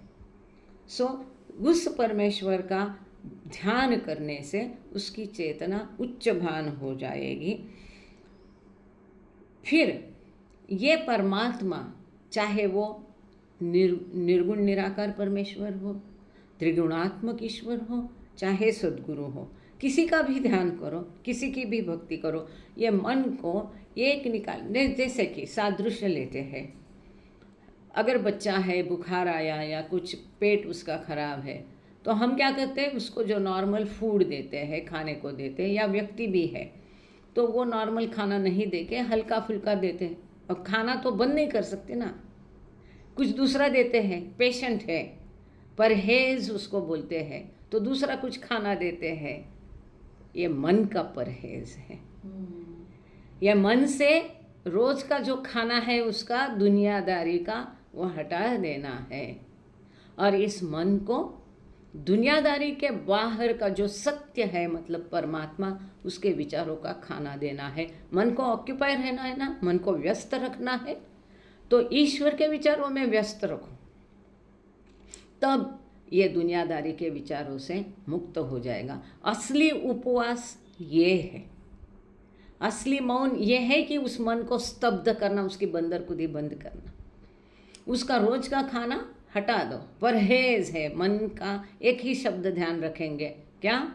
मन का परहेज है। क्या परहेज? दुनिया का विचार नहीं, दुनिया की सोच नहीं, और ईश्वर के बारे में। जब ऐसे होगा ना, अपने आप हर कुछ छोटी चीज़ के लिए जो दिलो जान से लोग करते हैं, यह अपने आप बंद होगा। एक शांति आएगी, एक ठहराव आएगा, एक मन की स्तब्धता वो प्राप्त करेगा वहाँ पर। सो इस प्रकार से उसका ध्यान हट जाएगा बियॉन्ड यूनिवर्स, विश्व के परे ईश्वर के पास वो होगा, जो कि विश्व से बंधा हुआ नहीं है, not bound by the universe. और इस प्रकार से फिर मन का परहेज करने से वो मन ईश्वर की तरफ डायरेक्ट होगा, उसकी दिशा बदल जाएगी। तो अब चलते हैं पेज नंबर 294, 294। चंद लाइनें हैं, उसको पढ़ लीजिए। जय बाबा। Complete remembrance of Paramatma. Jai Baba. Complete remembrance of Paramatma. Complete direction of the mind towards Paramatma. Complete engrossment in the higher consciousness of Uchchabhan, which is achieved after passing from the lower niche consciousness up through 7 planes or bhuvans. This is tantamount to attaining the Paramatma state. वाह। सो यहाँ क्या बाबा कहते हैं परमात्मा को याद करना, remembrance of परमात्मा, ईश्वर की याद करना, उसके बारे में मनन चिंतन, उसके बारे में सोचना, सतत उसको, जैसे कि हमने वो कहानी सुनी थी या सुनाई कि नहीं, यहाँ मुझे याद नहीं है, अगर नहीं सुनाई तो अब सुनाएंगे, कि बाबा को हमारे जीवन का एक अविभाज्य हिस्सा करना है। We have to bring Baba more in our lives. हम कहते हैं हम बाबा प्रेमी हैं, क्या हम बाबा को दिन भर में कितना बार याद करते हैं? याद करके बताइए कितना बार करते हैं। तो बाबा को सतत याद करना है, सतत याद। ये बाबा क्यों कहते थे? बाबा स्वयं कहते थे मुझे याद करो। इसमें उनका कोई फ़ायदा नहीं था। बाबा को हम याद करें ना करें, उनको नमन करें ना करें, उनकी प्रेयर करें ना करें, उनके सामने झुके ना झुके, बाबा को कोई फ़र्क नहीं पड़ता है। He is highest of the, he is always God. फ़र्क हमें पड़ता है उनकी जय करने से, उनसे प्रेम करने से, उनके सामने झुकने से, उनका चिंतन मनन करने से जो कुछ लाभ होगा वो हमें होगा। हमारी नीच चेतना, लोअर कॉन्शियसनेस उच्च करने के, उनकी तो ऑलरेडी अमर्याद चेतना है, इन्फिनिट कॉन्शियसनेस है, उनकी चेतना ऑलरेडी अमर्याद है। हमारे उनके सामने नमन करने से या नहीं करने से उनकी चेतना में, उनके स्टेटस में कोई फ़र्क नहीं आने वाला है। फ़र्क आएगा हमारी चेतना में, हमारी नीच शरीर की चेतना, विश्व की चेतना, ये ईश्वर की चेतना, उच्च चेतना नीचु भान जाके उच्च भान हो जाएगा। और इसे ये प्राप्ति है, ये किससे होगी? नीच चेतना से उच्च चेतना, ये कॉन्शियसनेस में उच्च चेतना का प्राप्ति, ये बदलाव भक्ति से होगी। थ्रू 7 प्लेन्स, सप्त भूमिका, इसके द्वारा ये एक प्रकार के सप्त भूमिका से गुजरना, यही परमात्मा अवस्था है। ये बाबा क्या कह रहे। इस टॉपिक का शुरुआत क्या था कि हम अब देखेंगे व्हाट इज़ परमात्मा स्टेट, एग्जैक्टली ईश्वर अवस्था कैसे होती है। तो वैसी होती है जो दुनिया में लिप्त नहीं है, जिसको दुनिया का भान नहीं है, जिसको शरीर का भान नहीं, जिसका नीच भान नहीं है, जिसका हायर कॉन्शियसनेस है, और जो सप्त भूमिका में भी उच्च भान है। और वो आखिरकार आपको ईश्वरत्व का साक्षात्कार दिलाता है। और इसीलिए उसको यहाँ पर बाबा में परमात्मा स्टेट कहा है, ईश्वर अवस्था लिखा गया है। अब जो हमने आपको कहानी बताई थी वो संक्षेप में हम यहाँ कहानी बताते हैं ताकि वो याद हम और अच्छे से कर पाएंगे। अच्छा, इस ग्रुप पर आपने सुनी है रोड़ा मिस्त्री की कहानी? अच्छा, ये रोड़ा मिस्त्री, अब मेहरवान दुभाष जो अभी चले गए ना, इनकी माता रोड़ा और आदि दुभाष जो थे, उनकी कहानी है। तो ये बाबा के बड़े अच्छे प्रेमी थे। बाबा उनसे कहते थे ये मेरे लोग हैं वगैरह, मेरे परिवार से हैं। तो इन्होंने एक बार रोड़ा ने अपने पति से कहा कि हम तो कहते हैं हम बाबा के प्रेमी हैं, क्या हम सच में बाबा से प्रेम करते हैं? तो उसने अपने पति से आदि से कहा कि आदि तुम बताओ कि दिन में तुम कितने बार बाबा को याद करते हैं? बाबा क्या कहते हैं? मुझे याद करो। क्यों कहते हैं? उनके लिए नहीं, हमारे लिए, ताकि हमारा नीचु भान उच्च भान हो।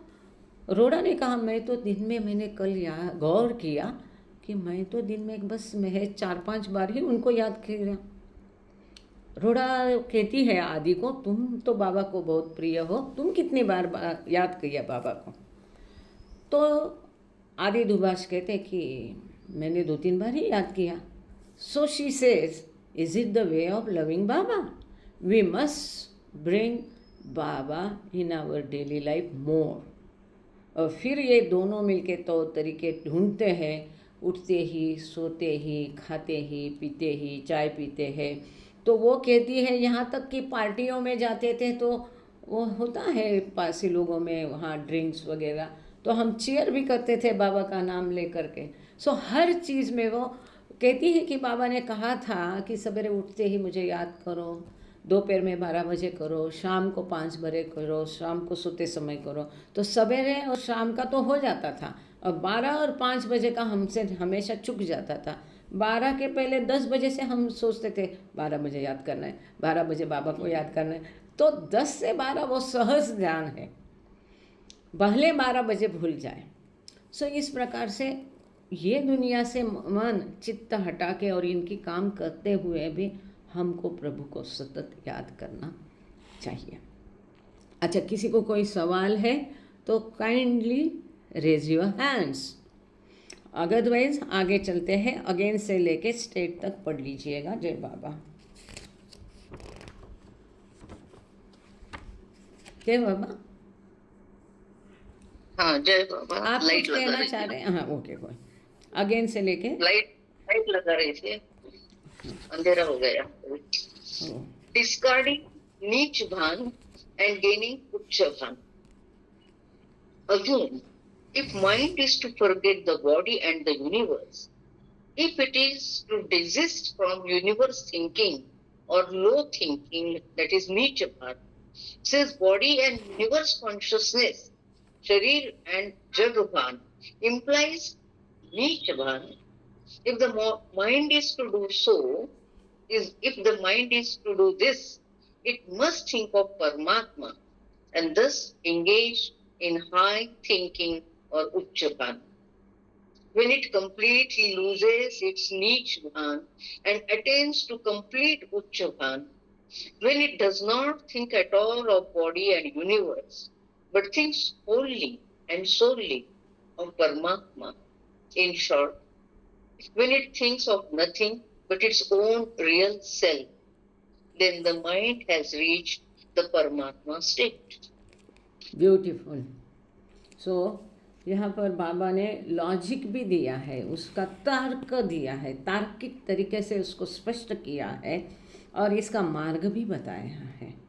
फिर से बाबा कहते हैं, यदि मन को इस विश्व को, अपने शरीर को भूल जाना है और विश्व का अनुभव या उपभोग लेने से या नित्य प्रकृति की अनुभव से, सोच से दूर रहना है, तो उसे क्या करना पड़ेगा, जिसको कि हम नीच भान कहते हैं। इट मस्ट थिंक ऑफ परमात्मा। इससे अगर मन को दूर रहना है तो मन को परमात्मा के बारे में सोचना पड़ेगा और इस प्रकार से उच्च थिंकिंग, उच्च सोच में, उच्च चिंतन में, उच्च मनन में अपने आप को व्यस्त रखना पड़ेगा। तब उसका उच्च भान होगा, हायर कॉन्शियसनेस होगा। ये मार्ग है।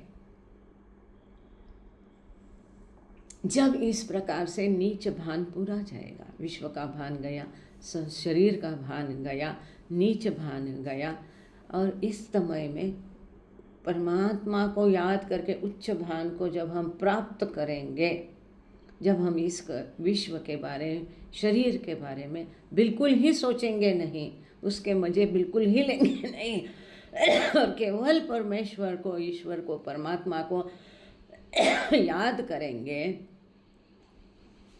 इन शॉर्ट कुछ भी नहीं, थिंक बट केवल रियल सेल्फ, अपने मूल स्वयं, सत्य, तथ्य, वास्तव, रियल सेल्फ को जब हम करेंगे याद, तब मन परमात्मा स्टेट में पहुंच जाता है, ईश्वर अवस्था में पहुंच जाता है। कहीं भी बाबा ने गॉड रियलाइजेशन शब्द उपयोग नहीं किया, पर प्रक्रिया वही है ईश्वर साक्षात्कार की, कि ईश्वर अवस्था, परमात्मा अवस्था क्या होती है, परमात्मा स्टेट क्या होती है, जहाँ तुम्हें अपने शरीर का भान नहीं है, विश्व का भी भान नहीं है, आपका लोअर कॉन्शियसनेस चला जाता है, केवल परमात्मा का भान है, उसी के विचार है, और इस प्रकार से उच्च चेतना जब आपकी हो जाती है, तब इसको परमात्मा अवस्था कहा जाता है, परमात्मा स्टेट कहा जाता है। अब हम देखेंगे कि भक्ति क्या है। टाइम है ना, I am unable to see here. जय बाबा। कोई सवालात है, आपको कुछ कहना है, पूछना है? Thank you. हाँ, जय बाबा। सो आप पढ़ सकते हैं this forgetting of the universe, थोड़ा फटाफट कर सकते हैं। Forgetting the universe and remembering Paramatma occur in matching proportions. This forgetting of the universe and remembering of Paramatma, this giving up of the low bhan and entering the domain of the high bhan is what constitutes bhakti. In bhakti, the universe is forgotten and unrealized by the mind in proportion to the degree of its remembrance of Paramatma. In other words, as much as it remembers Paramatma, to that extent the mind forgets the universe. The more it remembers Paramatma, the more it forgets the universe. And when it forgets the universe most and remembers Paramatma most, then mind has realized Paramatma. So the forgetting of the universe and the remembering of Paramatma occur by degrees in matching proportion. In other words, the extent of bhakti is in proportion to the degree of remembrance, and thus bhakti has stages. So thank you.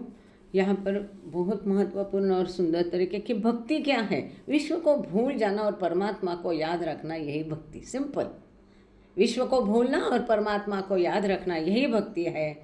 इस प्रकार से lower consciousness, नीचू भान को जाके उच्च भान की प्राप्ति हम करेंगे, इसी को नाम भक्ति है।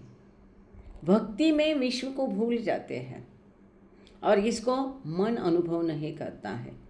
जितनी मात्रा में मन परमेश्वर में लिप्त रहेगा, तल्लीन रहेगा, जितना हम अधिकतम ईश्वर में तल्लीन रहेंगे, उतना उच्च भान अधिक रहेगा। जितना अधिक हम ईश्वर के ख्यालों में रहेंगे, उतना विश्व से हम दूर रहेंगे। दूसरे शब्दों में, जितना हम परमात्मा को अधिकाधिक याद करते हैं, उतने अधिक अधिक हम विश्व को भूल जाएंगे, अपने आप को भूल जाएंगे। जितना अधिक हम ईश्वर को याद करेंगे, उतना अधिक हम विश्व को, ईश्वर को याद करने से, परमात्मा को अधिकाधिक याद करने से इस दुनिया को हम अधिकाधिक भुला देंगे। ये उसके प्रपोर्शन में है, उसी मात्रा में। जितना अधिक हम भक्ति करेंगे, उतना हम विश्व को अधिक भुला देंगे। और जितना ये भक्ति अधिकाधिक होगी, परमात्मा का ध्यान मोस्ट होगा, उच्चतम होगा, तब ये मन स्वयं परमात्मा अवस्था को प्राप्त करता है। द माइंड हैज़ रियलाइज्ड परमात्मा। जब भक्ति की परिसीमा मतलब परमात्मा का साक्षात्कार, भक्ति की परिसीमा मतलब ईश्वर साक्षात्कार, भक्ति की परिसीमा मतलब परमात्मा की अवस्था, स्टेट ऑफ परमात्मा। इस प्रकार से विश्व को भूल जाने से, परमात्मा को याद करने से, इसका एक proportion, same proportion, matching proportion है। जितना परमात्मा को अधिक याद करेंगे, उतना विश्व को अधिकाधिक हम भूलते जाएंगे। और इस प्रकार से जो भक्ति को जित मात्रा में हम करेंगे, उस मात्रा में विश्व का ख्याल कम होगा। इस आधार पर इसकी 3 अवस्थाएं हैं, निष्काम भक्ति और डिज़ायरलेस भक्ति, जिसमें भक्ति की कोई इच्छा नहीं है। उस प्रकार से जो कि which for the most part is the kind of bhakti we have been describe up to now has 3 stages. अभी तक हम जिस भक्ति की बात कर रहे हैं वो निष्काम भक्ति है, डिज़ायरलेस भक्ति है। कोई आशा नहीं, कोई मांग नहीं, कोई भक्ति के लिए भक्ति बड़ा मज़ा आता है। इसकी 3 अवस्थाएं हैं। ऐसी निष्काम भक्ति की 3 अवस्थाएं कौन सी है? पहली अवस्था है द हाई, दूसरी द हायर, तीसरी द हाईएस्ट। उच्च भक्ति जिसमें कि भजन, कीर्तन, प्रेयर ये सब होता है।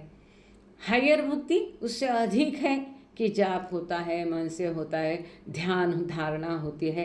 और तीसरी हाईएस्ट भक्ति जो कि मन से ईश्वर, मन का नीच भान हम करते कम, दुनिया में नहीं तल्लीन होते, ईश्वर में तल्लीन होते। ध्यान मन पूरा ईश्वर के पास होता है, मन से मेंटल जाप, मन ही मन में जाप, ये हाईएस्ट भक्ति का प्रकार है.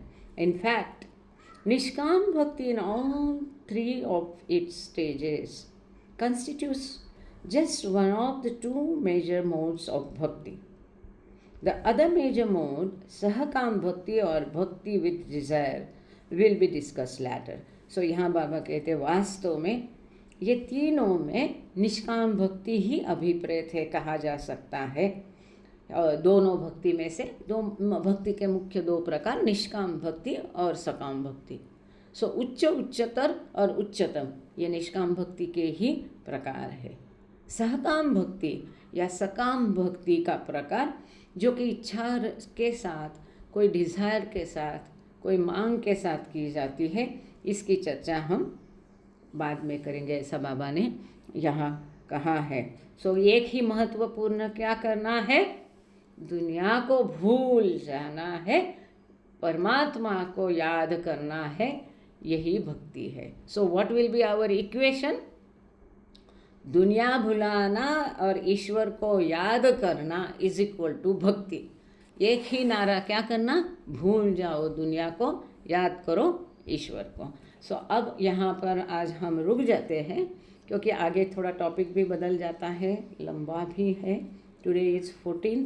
अब हम गुरुवार को मिलेंगे और वो रीडिंग अपना ठाना से होगा नॉर्मल. और कितना टाइम है अभी, नहीं है 7 बजे बज गए 7. Okay, thank you. So thank you Baba, thank you all of you for joining. अब बाबा की प्रेयर करके ही, भले हायर नहीं है पर इसकी भी ज़रूरत है.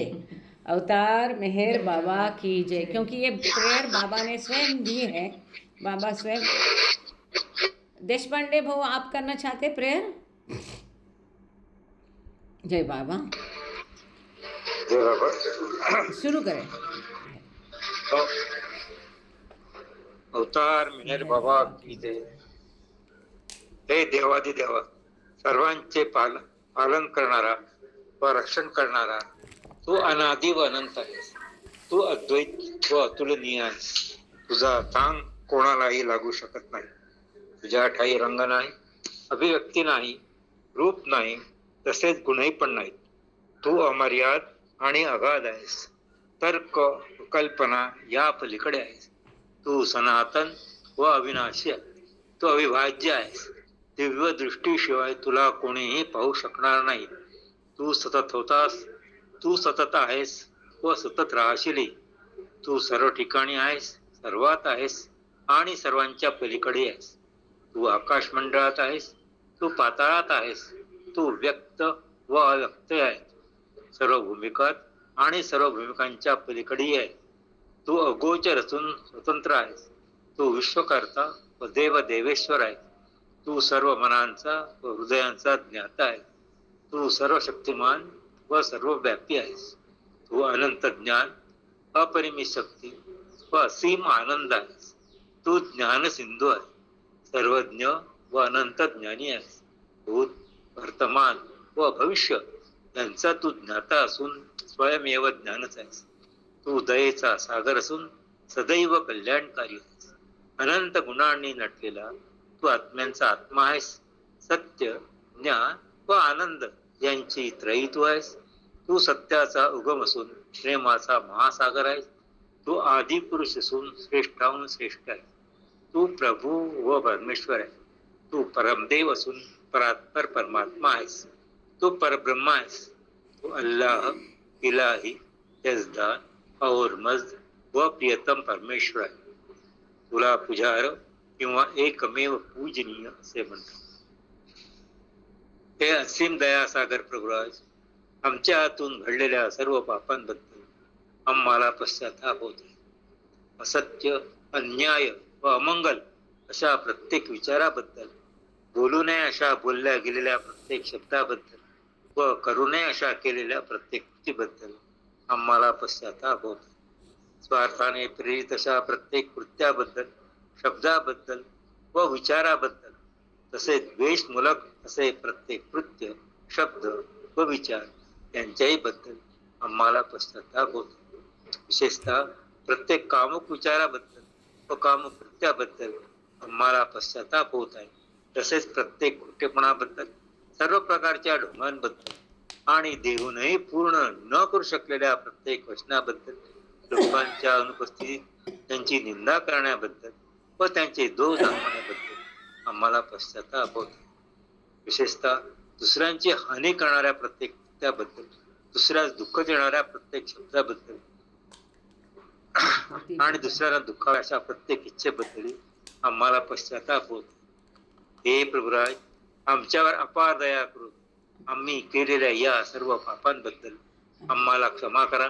तसेच तुझ्या इच्छेप्रमाणे विचार करण्याच्या, बोलण्याच्या व वागण्याच्या बाबतीत आमच्या हातून सतत ज्या चुका झाल्यात त्यांच्याही बद्दल आम्हाला क्षमा करा. हीच आमची तुझ्या चरणी नम्र प्रार्थना आहे. हे प्रियतम परमेश्वर, तुझ्यावर अधिकाधिक प्रेम करण्यासाठी आम्हा सर्वांना तू सहाय्य कर. अधिक, आणखी अधिक व त्याहूनही आणखी अधिक प्रेम करण्याकरता इतके की तुझ्याशी एकरूप होण्यास आम्ही पात्र व्हावे व तुझ्यावरील आमचे प्रेम वृद्धिंगत व्हावे. यासाठी आम्हास तू मदत कर आणि प्रियतम बाबांचा दाव अगदी अखेरच्या क्षणापर्यंत अति घट्ट राहावा. यासाठीही आम्हास तू सहाय्य कर. अवतार मेहर बाबा की जय. जय. थँक्यू देशपांडे भाऊ. परवर्तीगारमध्ये एक पॅरा राहिला. तू तीनही भुवनात आहेस व त्रिभुवना पलीकडे आहेस. तू मग ते एक लाईन राहिली, सॉरी. असू दे. जय बाबा. थँक्यू. अहिंसा तो काय की बेटा. जय बाबा. नेहमी प्रार्थना म्हणताना ते मनातल्या मनात म्हणतो ना, त्याच्यामुळे ते कधी कधी इट्स ओके. जय बाबा. अहिंसा. होते. हा. जय बाबा. जय बाबा बेटा. बुलवनार मेहर बाबा की जय. जहाँ कल्पना शब्द ना पहुँचे, ऐसे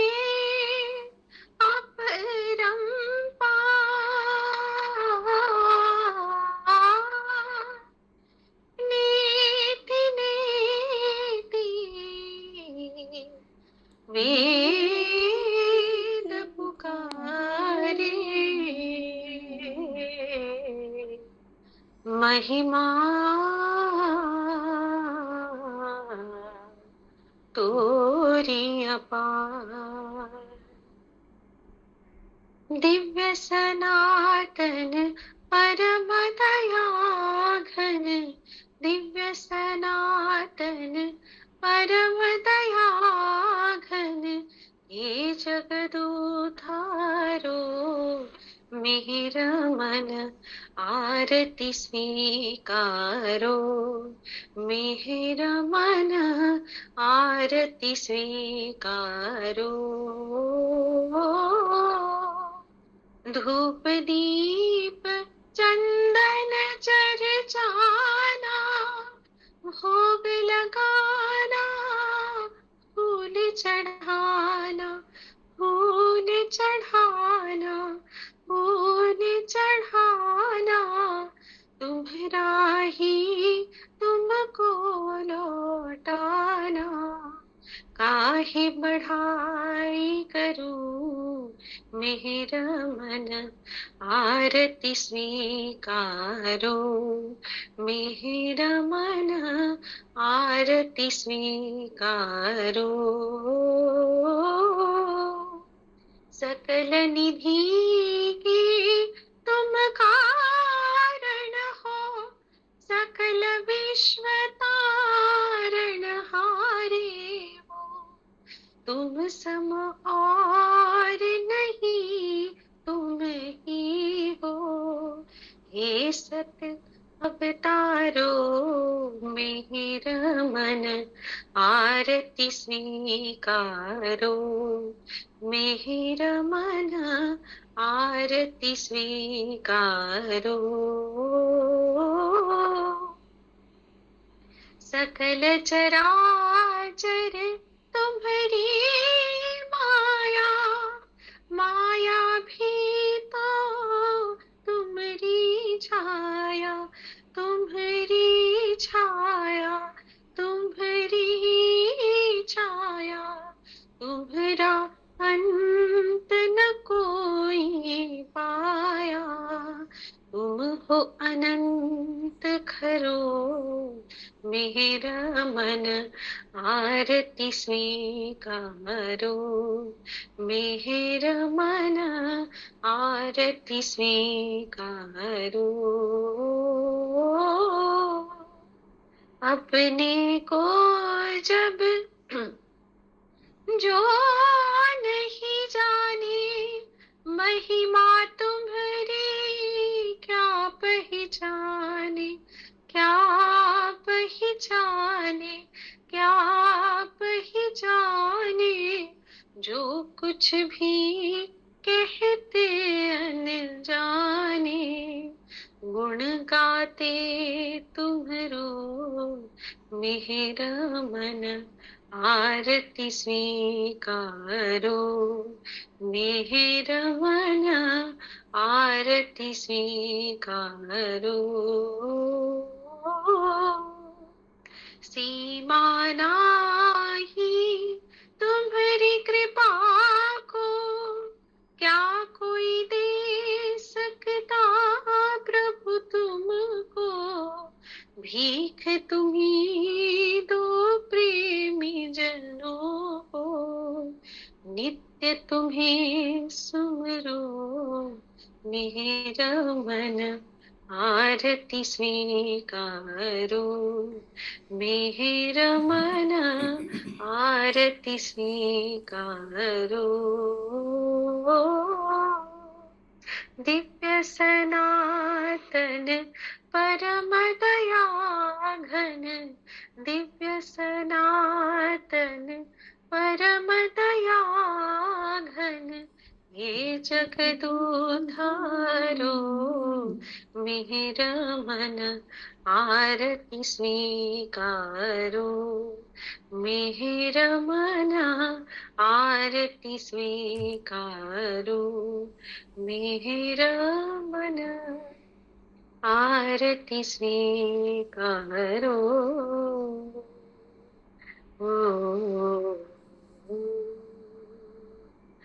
बोलो अवतार मेहर बाबा की जय अवतार मेहर बाबा की जय अवतार मेहर बाबा की जय. थैंक यू बेटा ॲज युजल. थँक यू भाई. जय बाबा. जय बाबा. मृणालिनी गुर्जर मला वाटतं लेफ्ट झाल्यात, त्यांना सांगणार होते आज 7 नेम्स. मेहर रेणुका 7 नेम्स बोलते का? वाढते का तिकडे? वाढता वाढता बोल, सगळे ऐकतील. मेहर सेवा भावी हां प्लीज 7 नेम्स 14 टाइम्स. जय बाबा. तुझा व्हिडिओ चालू ठेवलास तर बघ. जय बाबा.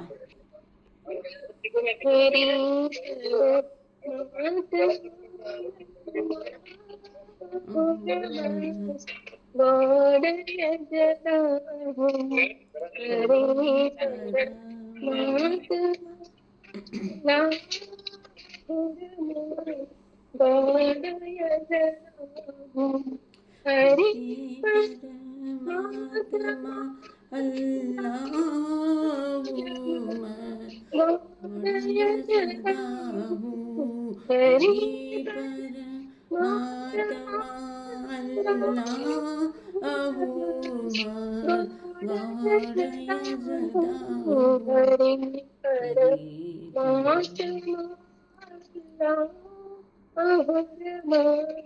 वाडया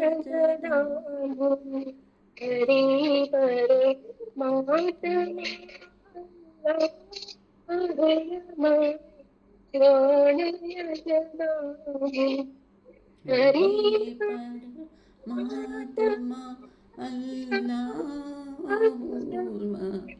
वाडया सदा हरि परमात्मा अल्लाहुम्मा वाडया सदा